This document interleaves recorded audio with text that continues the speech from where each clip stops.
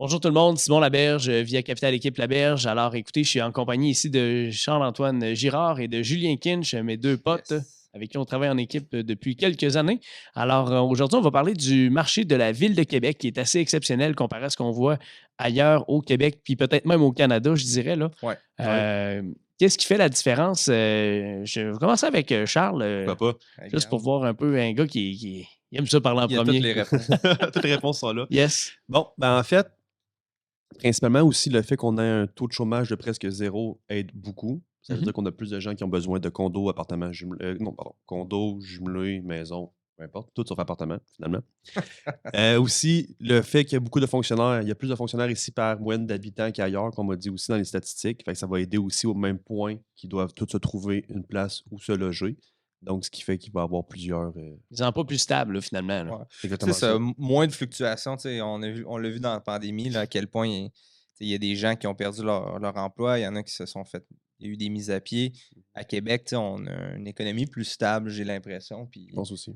ça fait vraiment que autant la vente que l'achat, tu sais, on est dans un marché peut-être moins spéculatif aussi. Là. On va être honnête, là, dans Exact, ouais. Vancouver, Toronto, Montréal, Ouais. il y a des gens qui viennent de n'importe où, qui font des offres d'achat. Tu sais, oui, il y a des lois maintenant qui tentent de freiner ça, mais à Québec, c'est souvent les gens qui travaillent, les gens qui veulent une qualité de vie. Tu sais, c'est encore abordable de s'acheter une Ouais. propriété à Puis, Québec. Là. une affaire, c'est que les spéculations n'ont pas eu beaucoup lieu pour nous autres, si on veut, au travers le temps. Là. Ouais. C'est rare que le gars, il part de Shanghai, là, il va atterrir à Vancouver, il dit ah, je vais refaire une autre escale à Un Toronto détour avant d'aller faire un tour à À Québec. Limoilou. à YQB Airport. Ouais, YQB Airport, le plus petit des grands Ouais, aéroports. c'est ça. OK? C'est ça. Il veut beaucoup, là. Ouais, exact. Mais non, t'as raison, là, c'est vraiment ça. Tu sais, oui, on a eu du spéculatif parce que les prix ont augmenté, mais ça venait pas d'ailleurs. Exact. Ça venait des résidents. Exactement. Puis c'est ça. Fait que, en tout cas, on a une belle stabilité ici. Puis aussi, en même temps, je pense que c'est ce qui fait que actuellement, en deuxième partie de notre podcast, on parle des hausses de prix qu'on a. Moi, j'ai remarqué, parce que ça fait un petit bout de temps, là, pareil, que je suis dans l'immobilier, là, pour ceux qui ne savaient pas. Quand on est arrivé où que ça allait vraiment mal dans le monde en 2008, là, nous autres ici, là, c'était, tu vois, partout, c'était placardé. Là, tu sais, les images noires sur le Journal de Québec, Ouais. catastrophe, les flèches. Dépression de prix. Ah, c'était fou, hein, dépression partout, etc. Ouais. Puis là, ben, ils ont baissé le taux d'intérêt. Nous autres, c'est parti vers en haut les prix parce que ça a eu une influence, justement, l'emploi stable a fait que les prix ont monté. Et puis là, suite à ça, si on regarde présentement qu'est-ce qui arrive, on a vraiment peu ou pas d'inventaire dans certains produits même. C'était une urgence pour nous de trouver des maisons pour nos clients puis Ouais. faire rouler la business. Alors ça, c'est vraiment important. Puis c'est ce qui fait que nos prix ont augmenté. Je ne sais pas si vous autres, les gars, vous avez remarqué un peu la même affaire à ce niveau-là. Là. Ouais, ben moi, pour ceux qui connaissent pas, je suis quelqu'un qui adore les chiffres. Les stats, ça va être la première chose que je monte à mes clients pour pouvoir baser mes décisions et leurs décisions aussi pour qu'on ait un niveau de confiance puis des faits. Quand je regarde les stats des 12 derniers mois dans la capitale nationale, tu regardes le prix, il n'a pas diminué, il a augmenté Mhm. légèrement. Tu sais, on parle de Exact. poussière de pourcentage, mais on entend là, tous les articles. Là, ça y est, pire mois, le pire volume de vente, les prix vont descendre, la bulle explose. Tu sais, tous les titres sont là. Puis on regarde les chiffres, puis on est relativement stable, à peine de correctif, ou c'est plus dans le domaine luxueux, où il y a peut-être des retraits parce qu'emprunter maintenant à un taux de 5 versus 1,89, ça fait un peu plus mal. Là. Tu sais, on s'entend, mais des propriétés de 200, 300 000, 400 000, là, c'est fou comment ça roule vite ces temps-ci, malgré tout. Là. Ça se Ouais, vend encore très vite, puis même des fois beaucoup plus cher que le prix qui est affiché à la base. Là. ouais C'est ça, ça, c'est il y a clair. encore des offres multiples. Tu sais, Ouais. c'est ça que les, Ouais. les, les clients ils me demandent. Puis Julien, là, ça a-tu pété la bulle? Là, là, les deals, c'est-tu le moment où on achète comme des malades? Tu sais, pas en tout, là, dans le sens que le meilleur moment pour acheter de l'immobilier, c'est hier. Tu sais, Toi, Julien, tes clients, est-ce 100%. qu'ils parlent vraiment comme ça? Ou... Julien, ouais, ça y est, j'ai plus de clients. Non, mais tu sais, il y a beaucoup d'insécurité, je pense, ressenties des clients en général. Puis il y en a qui, justement, s'informent en regardant les articles. Puis là, tout d'un coup, ils regardent l'article, puis ils viennent me voir, pas avec leur petite voix, là, mais ils me posent des questions. Puis c'est ça. Ça revient toujours au sujet, là. Est-ce que le crash arrive? Est-ce que c'est le moment? En réalité, à Québec, ça a resté très, très, très stable. Puis en immobilier, les deals sont rarement sur le marché pour longtemps ou même sur le marché point. Là, tu sais. Mhm. Fait que si tu Exact. attends ça un jour, tu vas attendre longtemps. Là. Absolument. Ouais, je suis d'accord. J'aurais pas pu mieux dire. Ah, ben, c'est Magnifique. avec la petite Magnifique. voix, là. Ouais, exactement. Des Ouais. questions pour vous? Ouais, c'est sûr. Ah, c'est toujours, ça, c'est comme le running gag de toutes les conversations. Quand on Le- fait parler un troisième personnage, il y a Ouais. toujours l'air de. Puis c'est le deal, hein, tu sais, Ouais. combien de clients? Ah ben moi, je serais intéressé par un deal. Ah bon, ben gars, je vais vous mettre sur la liste des Ouais, c'est deals. ça. Parce que Exact. moi, j'avais des pas de deals que j'allais vous montrer, là. Tu sais, on s'entend que tout le monde cherche le meilleur prix. Les ou le meilleur- reprises. Les Ouais, reprises c'est de ça, finances. ouais. Avez-vous des contacts pour les reprises? Là, tu sais? Mais tu l'as dit, le meilleur moment pour acheter un immobilier, c'était hier. Mhm. Ouais. C'est Ouais, exact. clair, c'est clair, clair, clair, clair. Il y a quelque chose qui dit en immobilier, qu'importe ce que tu fais, acheter ta maison, investir dans ton premier bloc ou être courtier, tu commences toujours trop tard. Ouais. Ouais, ouais, exact. That's it. Puis, D'accord. je peux même rajouter là-dessus que même quand tu es courtier, tu réalises trop tard. Mhm. Dans le sens que, tu sais, nous, on le voit, on le recommande, mais des fois, on le fait pas. Tu sais, même nous qui commencent à investir parce qu'on est dans le domaine, c'est comme on a toute l'information, donc ça serait stupide de ne pas en profiter et de ne pas investir. Je trouve que les gens, même dans notre domaine, n'investissent pas assez parce qu'ils ont peur eux autres mêmes. Acheter en immobilier, c'est pas compliqué. Il faut juste faire des bonnes vérifications, puis après ça, se lancer. Je pense que le plus tough, c'est juste de se lancer puis d'avoir le courage de dire, regarde, on y va, on va de l'avant, parce qu'après ça, mon Dieu, sur les années suivantes, ça n'a pas de bon sens comment un achat qui fait du sens, bien évidemment. Je parle pas des choses qui ont aucun bon sens. C'est rentable, puis les valeurs augmentent, puis tu capitalises.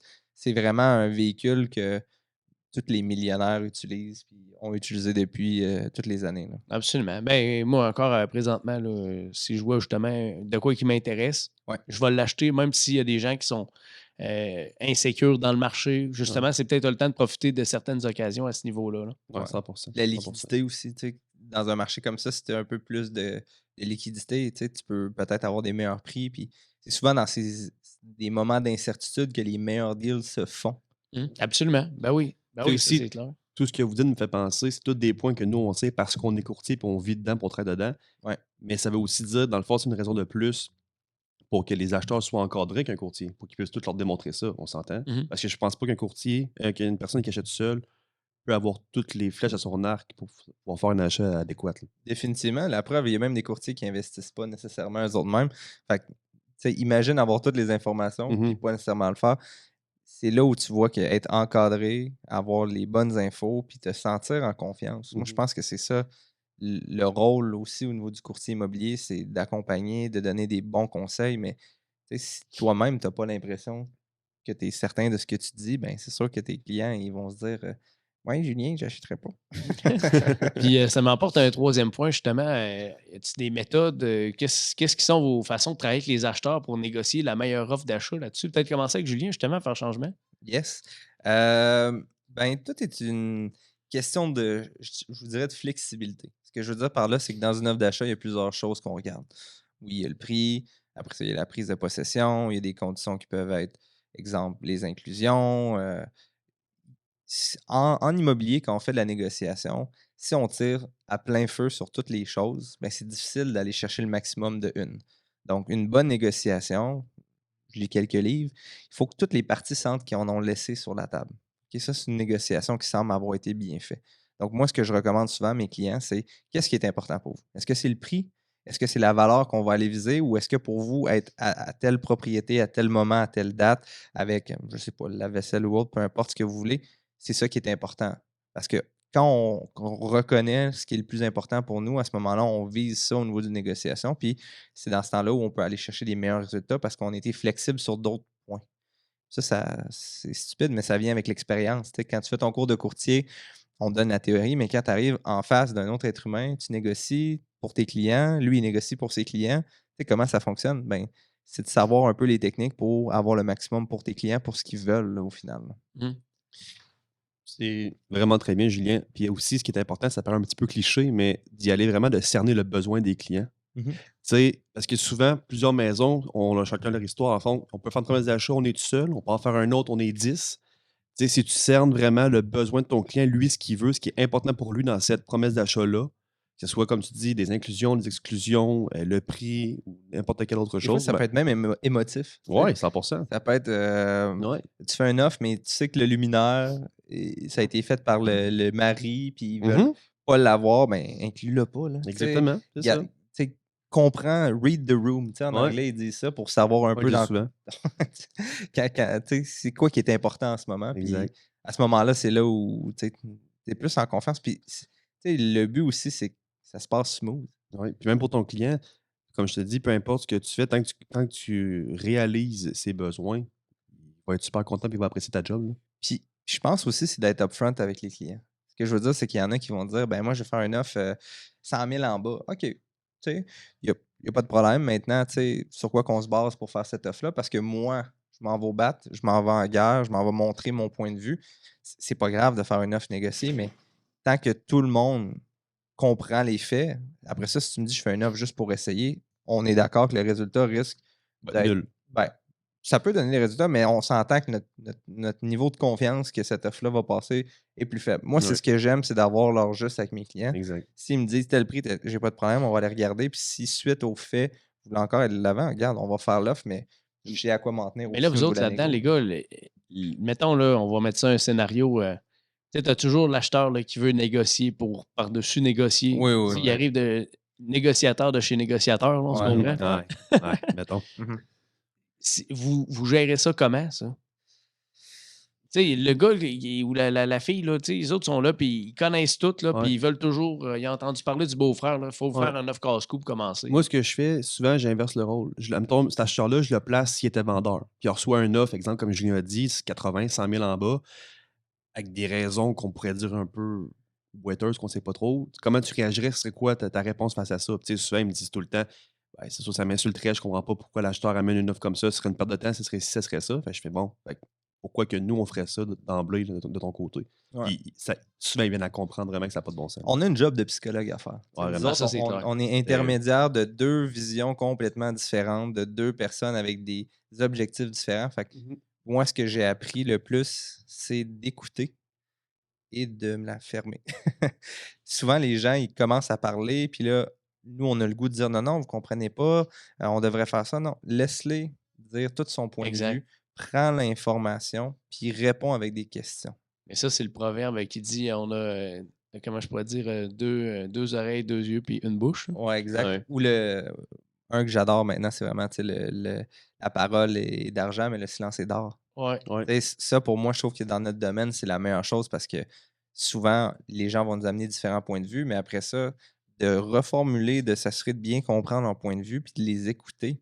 Il y en a beaucoup qui c'est tout le temps en confrontation, mais juste d'écouter ses clients, puis essayer de comprendre, puis de réaliser pourquoi nous, de notre côté, on a peut-être une différente position. Ben, déjà, en partant, on gère des situations, puis on est capable de rendre tout ça un peu plus viable puis logique que de juste aller dans une histoire. Ben, regarde, moi, je m'en fous, je fais 200 000 Bon, ben, regarde, tant qu'à faire, on va tout perdre notre temps. Là. Non, il y a une manière de procéder, puis je pense que ça vient avec une bonne communication avec son courtier, puis de s'assurer de cerner les objectifs. Là. Les gars, en final, là-dessus, vous avez souvent des gens qui veulent acheter sans mise de fonds, j'imagine? Oui, le financement créatif. Ouais. Ouais, ouais, ouais. Je sais pas si. C'est quoi la meilleure technique que vous pouvez. Tu sais, je sais pas, Julien, toi, que tu as déjà eu avec des clients ou que tu conseilles de faire, c'est sûr que d'un client à l'autre, là, on a la lettre de don, si on veut, que là, les gens peuvent rembourser avec un taux d'intérêt plus élevé de l'institution financière. Ouais. Il y a des gens qui peuvent demander une balance de prix de vente sur un immeuble. Je ne sais pas, qu'est-ce que vous avez déjà travaillé ou qu'est-ce qui. Ben, je te dirais balance de prix de vente, c'est ce qu'on voit le plus en général. Puis ça, c'est autant win-win avec un vendeur qu'un acheteur. C'est vraiment l'idée de laisser un montant au niveau de la valeur de l'achat pour jouer le rôle de mise de fonds. Fait que ça, on le voit quand même assez fréquemment.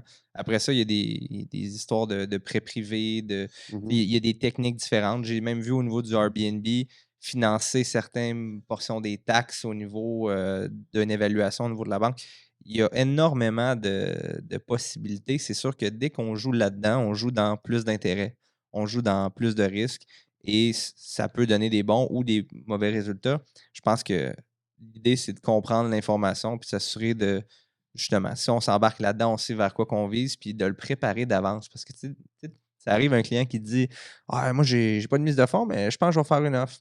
Si tu dis OK, on va l'essayer, puis tu prépares pas le terrain, puis tu oh, OK, bon, c'est intéressant. Tu parles à ta banque, tu vérifies qu'est-ce que ta banque peut faire ou le prêteur. Tu sais, c'est quoi la stratégie.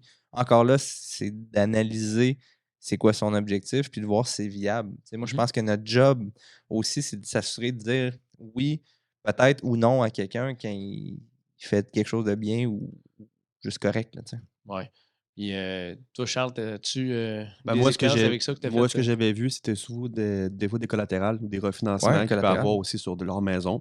Mais comme Julien dit aussi, c'est très important de trier aussi le client, voir parce qu'il va avoir un projet qu'il veut réaliser, mais est-ce qu'il peut vraiment le faire? Ben, collatéral, souvent, on va voir les parents qui vont mettre leur maison en garantie. Ouais, là. T'as Des choses souvent comme dû ça, passer par exactement là. ça. Mais tu sais, il Ouais. faut savoir ce que les parents veulent vraiment, tu sais. Exact. Il y a Ouais. plein d'affaires qui rentrent en ligne de compte. Fait que Ouais. c'est comme de s'assurer puis de trier s'il voit vraiment ce qu'il veut, c'est-tu possible de, Tu mettons. sais, tes appels après que l'offre est Ouais. acceptée, Ouais, c'est ça. au leur apprends la 14e nouvelle. jour du délai de financement. Puis, hey, papa, t'es fier propriétaire d'une maison, Ouais, je voulais te exactement. l'annoncer. Là, tu vois. Exactement.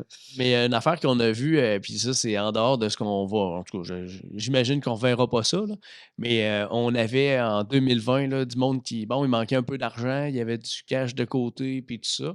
Puis il est arrivé les PCU. Ouais, Ah oui. Dieu, ouais. Fait que ça, c'était Le cool, roi ça. de la Le PCU. pouvoir Ouais. d'achat. Fait que là, c'est ça, c'est ce qui a causé que le marché a monté. Puis il y a plein de monde qui n'avait pas d'argent pour acheter une maison. Et là, d'un coup, ils sont arrivés Ils ont des avec chèques. des mises de fonds, Ouais. des chèques gratis, C'est fou, ça. Sans remboursement. sans remboursement, puis pas d'impôt à payer. Ça a l'air. Ouais, c'est ça. Ça n'a pas de bon sens. Ça a l'air, c'était ça. Ouais, c'était spécial, ça. Yes. Hey, j'ai peut-être quelque chose, là, ça faisait pas partie de ce qu'on était supposé jaser aujourd'hui, mais quelques secondes de même, Julien, tu parlais de livres puis tout ça. Je sais pas si tu aurais peut-être un livre que tu as lu puis tu voudrais juste référer, dire qu'est-ce qu'il y en est pour que les auditeurs voient un peu qu'est-ce qu'on lit. Puis, Ouais, Journal ben. de Québec, c'est pas bon en passant. Non. OK, Charles, là, je te le dis. On arrête tout de suite. Journal de Montréal. Montréal, ouais, c'est ça. Moi, j'ai, un peu comme Simon, je lis beaucoup de livres. Un de mes livres qui m'a fait le plus d'impact, c'est l'effet cumulé, donc le compound effect. C'est l'idée que souvent les gens vont viser un objectif justement, mais regardent la montagne puis essaient de monter la montagne le premier jour. En réalité, faire des petites actions tous les jours a un effet qui cumule puis qui est beaucoup plus percutant que, exemple, je m'en vais au gym, première journée, je fais tous les trucs, tous les poids. Je ressors de là en rampant, j'ai dit ça y est, j'étais un bodybuilder. Ou avoir juste une constance puis le faire tous les jours, voir l'effet que ça peut faire. Puis ça, pour moi, ça a été un livre qui a changé ma vie parce que c'est là où tu réalisais que la montagne, tu n'es pas obligé de la gravir le premier jour, mais tu peux la gravir sur le long terme. Mais tu sais que Charles, lui, c'est ça qu'il a essayé au début de tout faire les machines. Ça a pris 6 ans avec qu'il retourne au gym. Il a payé son abonnement pendant Pendant 6 6 ans, ans. Puis il est allé exactement. Il était rendu en forme, mais différentes formes. Ouais, c'est ça. Sacrifice.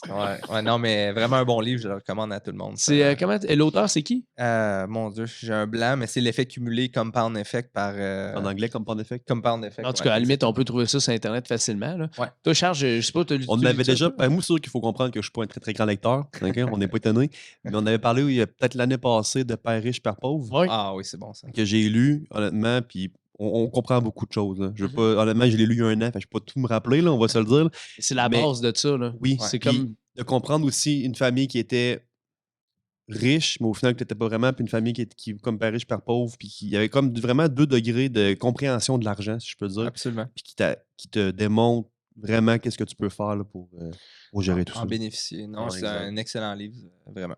Exact. Ah, ça, c'est cool là-dessus. Toi, Simon, ton livre à toi. Toi, je pense que tu lis tous les jours. Oui, tous les jours. Ben oui, 15 ça fait minutes. partie de. Ta Ben, routine? c'est ça, 10, 15 pages. Là. C'est pas. Pas que je lire super longtemps. Ça arrive des fois, je vais me lancer puis je lis 1 heure, là, supposons. Tu sais, Ouais, je ouais. prends l'avion puis j'embarque là-dedans, je peux lire la moitié d'un livre. Là. Ouais. Mais chaque jour, ça fait partie de. Ok. Je vais lire 10 à 15 pages. Toujours de quoi qui est développement personnel en immobilier, psychologie à la limite, tout ça. Pas Harry Potter ou. Non. Puis chaque jour, mettons que ce soit Noël ou ta fête, ça compte, c'est tous les jours. Là. 365 jours par Ouais, année. pas le choix, oui, Ok. c'est ça. Ok, L'entraînement aussi, c'est tous les jours. Là, en OK, passant. c'est bon. C'est bon. ça. Fait que ça, je vais faire ça. Puis j'écoute des podcasts en dehors de ça, mais on va aller vers la lecture.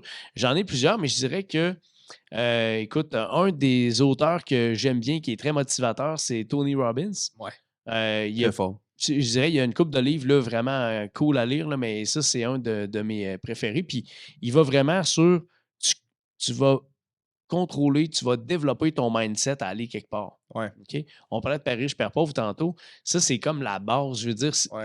tu veux lire un premier livre, d'ailleurs, c'est un peu pour ça que je t'avais suggéré ça, exact. Charles. Tu veux lire un premier livre, Père riche, Père pauvre, c'est hot. Je te Ouais. dirais que Tony Robbins, tu vas commencer à Awaken the Giant in You, puis tu sais, Ouais. tu vas grossir, tu vas partir de petit, ce que toi, tu veux ton objectif au début, c'est pas clair, tout ça, mais là, à la force d'y aller, écoute, le gars, il fait marcher du monde nu-pied sur des tisons de feu. Là. Ouais. OK, fait que, Mais c'est fou le mindset, tu sais, à exact. quel point ça a une influence sur impact. toute ta vie. Puis, c'est comme justement par riche, par pauvre, c'est comme juste de comprendre l'idée de. Mhm. Puis Tony Robbins, c'est de le devenir. Tu sais, c'est Exact, c'est en vraiment plein ça. comme immersion parce que, tu sais, souvent, on en parle, là, 80% des problèmes en immobilier n'ont aucun lien avec l'immobilier. Absolument. C'est ta petite voix à toi, c'est qu'est-ce que tu penses le matin, c'est ton découragement personnel. Fait que, tu sais, c'est vraiment le mindset, moi aussi, le développement personnel, c'est la clé. Là. C'est la clé. Bon, mais les gars, fait qu'on va se laisser là-dessus. Je vais donner les coordonnées pour les gens qui veulent nous rejoindre. Pour ceux qui veulent vendre ou acheter en immobilier, c'est dans le 88 628 37 20 ou encore une fois sur simonlaberge.com.